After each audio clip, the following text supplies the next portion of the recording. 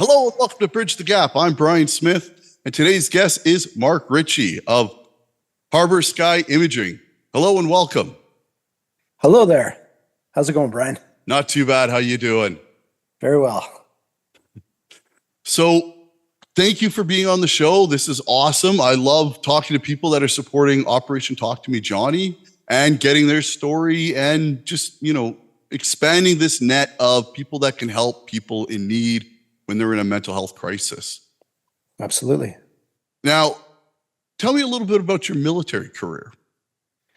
Well, I joined the military late in life. I was 36 when I joined back in 2009 and joined the Air Force as a AVN tech. I was first sent to BC. I was in the 443 Squadron, and I was there till 2013, and then joined 450 Squadron with the Chinooks when they rolled in. Yeah, and retired there in 2020. Nice. Now, what were some of the jobs that an AVN tech would do in the Air Force? Basically, I was mostly mechanical. So everything mechanical in the aircraft, whether it was the engines, the blades, the landing gear, transmissions, drive shafts, anything like that. Anything electrical, we gave it to the little glasses guys there and let them deal with it. Always the rivalries and the trades. No, they're the good guys.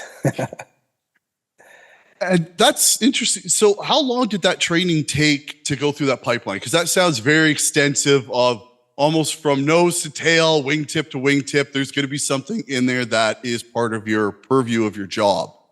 For sure. So starting off in Borden, when I did my threes, I was there from, started the course, I think it was about February, and graduated in December. That was just to get the basics. And when I got to not Halifax, Victoria on the Sea King, I was shipped over to Halifax or Shearwater. And there I was there for, I think, about 4 or 5 months to do my type course on the Sea King. It was constant, it's constant learning.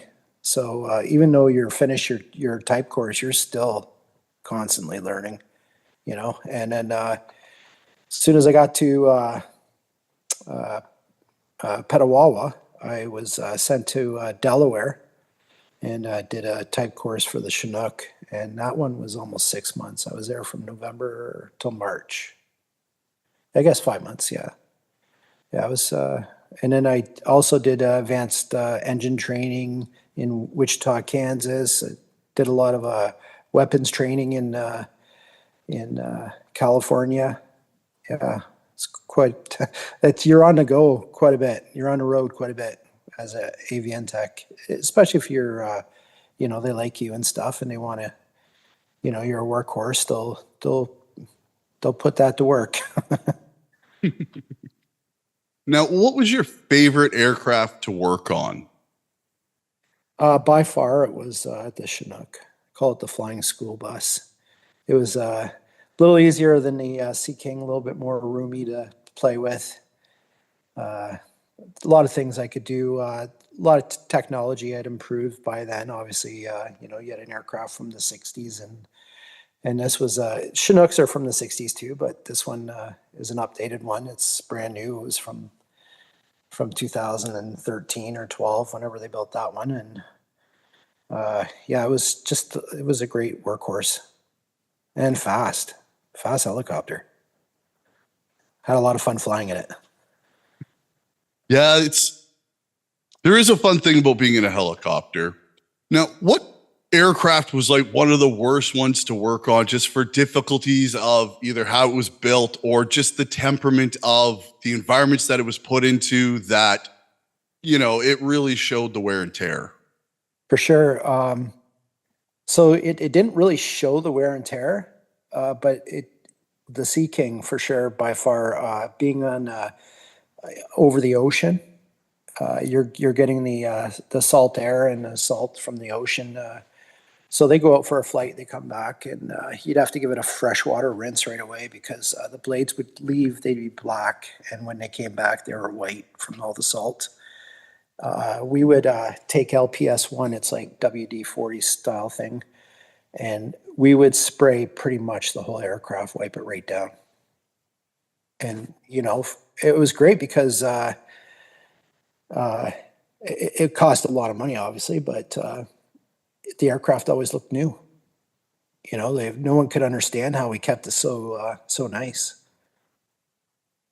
And then there was a lot of spots right on the engine and stuff where you had to use one hand to do things like lock wiring and stuff, and you became a master of magic. Now, that'd be crazy too. Like, it's one thing to be a mechanic on land where it's, unless you're in an earthquake, but to try and do some of those fine skills while you're dealing with the ocean. You can't pause the ocean. You can't do anything, but that job has to get done because that helicopter needs to be operational again. Like, that is crazy. It is, for sure. And I never really got to experience that part of it. I was only there for 2 years, and then I left right away to go with the new Chinooks. I had the opportunity. I did miss. I probably would have been shipped out that summer on a ship because in the West Coast, as soon as you're deployed to a ship, you're with that same ship for 2 years. Whether they're going, to the Pacific Rim or Hawaii or wherever they were going, anytime that ship went, you went. But I know, like a lot of my friends there that worked on them, you'd be in certain sea states and they'd have to shut her down. It's just too deadly. That's crazy at times. So, like, different military personnel in like the Navy or some of the Air Force, even Army stuff, but like some of the environments with like the sea and certain things and dealing with those environments and just how unforgiving it can be. Oh yeah, for sure. Now, have you ever been while flying and stuff, have you ever been in crazy storms or weather and stuff like that and had to deal with it? Yeah, actually, we were going to, we were heading to Edmonton or yeah, we were heading to Edmonton, and we got into Edmonton, just the outskirts of it, and the snow was crazy. And I'm not going to say how far we were from a tower, and the pilot's like, no. And we were that close to Edmonton Airport, and it's like, or not Edmonton Airport, but 408 Squadron, and it's like, no, we're heading back, and we went to Saskatoon. That's crazy. Yeah, Yeah. Got a buddy who's a pilot and stuff in the military, and yeah, he's up north. But yeah, like some of the, like when he was talking about some of the training and some of, like the thing, and you start out and it's all nice and fine and dandy, and all of a sudden, oh, look, it's coming. And, they plan for whatever, but like, all of a sudden you're seeing it just, oh, this condition. So Mark, what got you into photography and drones? So what got me into photography to begin with was, anytime my family, my wife and I, or any trips I did with the military, I love taking, photos, catching, it's telling your story, right? You always like want something to remember by, right? So, and the wife's like, oh man, you take really good photos. And this is just with an iPhone. And she's like, you should look into maybe taking photography. And I was like, okay. And my son, my youngest, or not my youngest son, but my middle son, he was really good at photography. He took it in high school, but he was his second year level 2 apprentice for a mechanic. And he's like, it's like, you wouldn't want to come with us, would you? And do the photography course or at the college? And he's like, yeah, I'd love to do that. It's like, well, we decided, we joined, or not joined. It's not the military, but we applied and we got accepted. And here we are 2 years later, graduating. Yeah, and then I got into the drone like probably back in 2017, 2016. I had a little drone, and I just was playing with my sons and having some fun. And back then, it wasn't really hugely regulated. And then got into the photography course, and we needed to get our drone license. And being ex-military Air Force, love rotary wing. I thought, yeah, this is fun. Let's do this. And one thing led to another. The instructor who taught us drones was like, you're really good at this. I don't even think you need to do this, but let's do it anyways. And he ended up hooking me up with a job, getting a contract with a company doing building the new residence at Lambton College here in Sarnia. And so I do monthly progress photos for them. Yeah. That's cool. Yeah, I just got a drone for my final term. I went into production, and adding that aerial aspect, especially doing some history videos, just opened it up, and showing people some of the areas and stuff and kind of how the history happened. Like, yeah, there's not that good, still learning. It's a huge, very big curve to learn how to do kind of that cinematic kind of photography with it, but exactly, it's so fun. Oh, it is. It is. And then I'm not sure which editing program you use, but I use DaVinci Resolve, and yeah, it's great. What you can take a boring video of a building and turn it into some magic. Yeah, I thought I'd be doing more on air and going for radio stuff, but my teacher, Dan, so awesome that I just fell in love with video editing and photography. And then kind of that just morphed into, well, I want to start learning how to use drones, because that's the next aspect of stuff. And then so started doing that. And it's amazing just what a drone can do for adding to a story. Exactly. It's, yeah. I mean, I don't have the videography like you do, but I tell you, like, it's cool. I love it.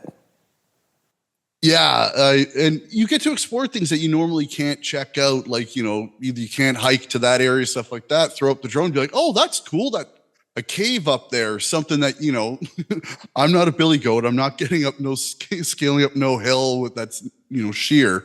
So yeah, it really allows you just to explore and find areas in your own backyard that you didn't really understand before.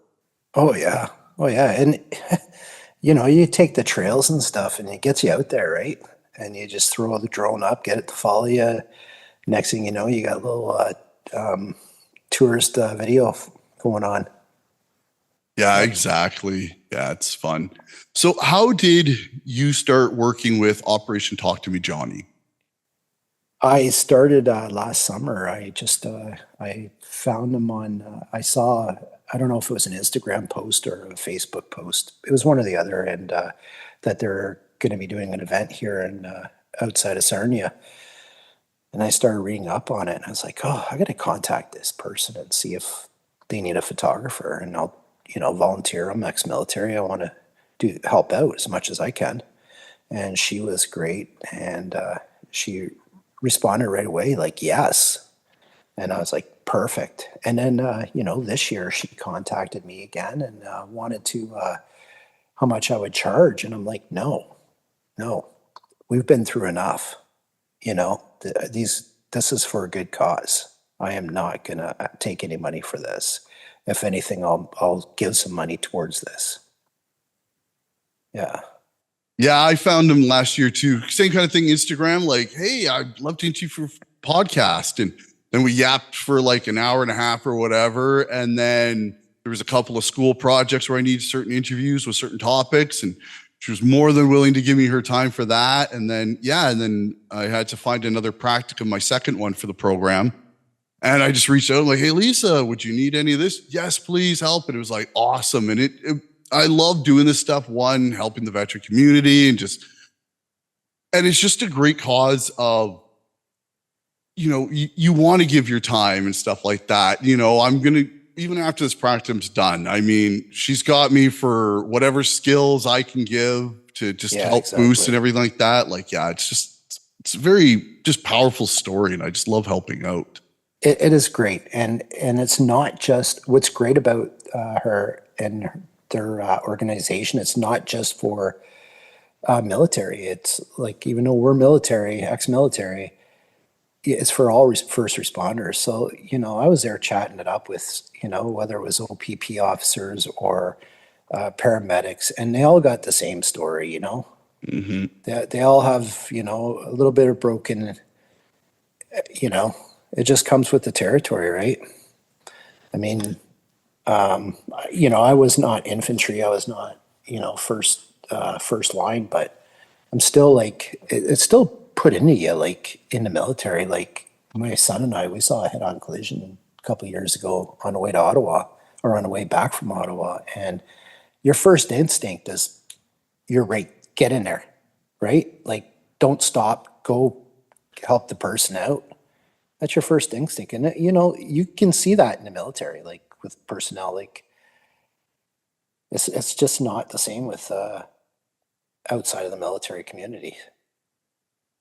No, and it's because they haven't had to rely on each other. You go through basic, there is absolutely nothing you can do on your own. To get that perfect bed with those hospital corners, it takes a group of people tightening that down and squeezing that in there and getting that perfect. So, they throw that quarter on there, it's doing the response they want, right? Everything Yeah, like that. yeah. Like, there's going to be the one person that can do boots.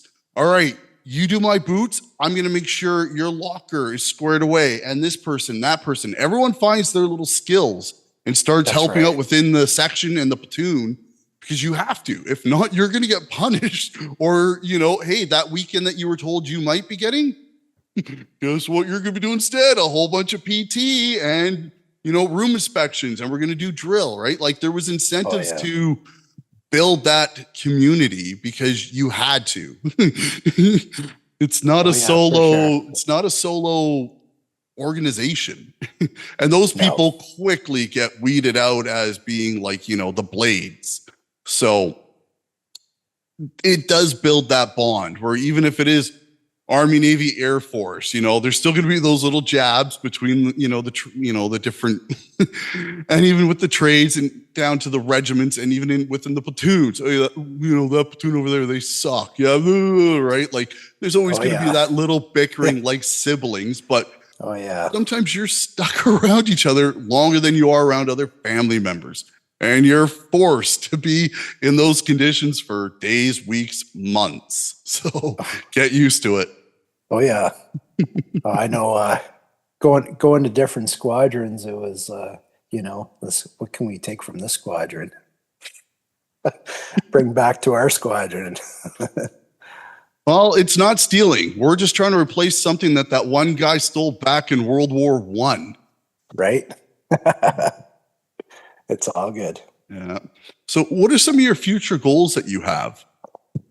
Um, honestly, um, I'm just taking this one day at a time. I'm just enjoying it. Future goals is, I'd like to set up my kids. If I can do something with this that it could go to them, that'd be great. But as far as myself, I'm okay. I don't need to work my butt off now to prove anything.